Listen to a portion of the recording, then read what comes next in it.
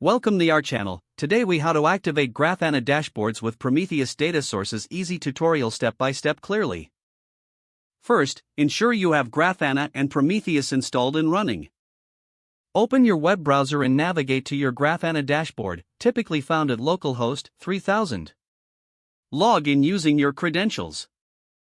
Once logged in, locate the gear icon on the left sidebar to access the configuration menu.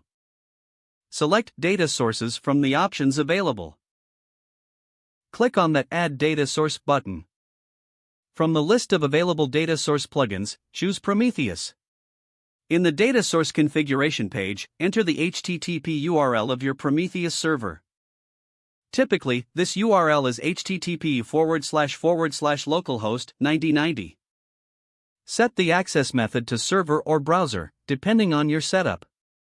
Click Save and Test to verify if Grafana can connect to the Prometheus data source. If the connection is successful, you will see a green message indicating that Prometheus is working. Now, navigate to the dashboard option in the left sidebar. Click on New Dashboard to create a fresh dashboard. In the new dashboard, click on Add New Panel. Under the Query section, select your Prometheus data source from the drop-down menu. Use the query field to type a valid Prometheus query to retrieve metrics. Click Run Query to see a preview of the data. Once the data appears, customize your visualization using the options on the right.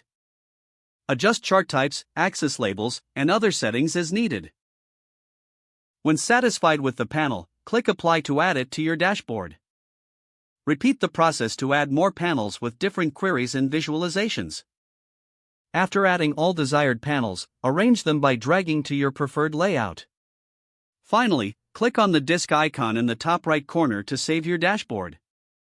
Name your dashboard and choose a folder for organization. Your Grafana dashboard is now activated with Prometheus data sources. Enjoy visualizing your metrics in real time. If the page does not load, refresh the browser or try again in a private or incognito window.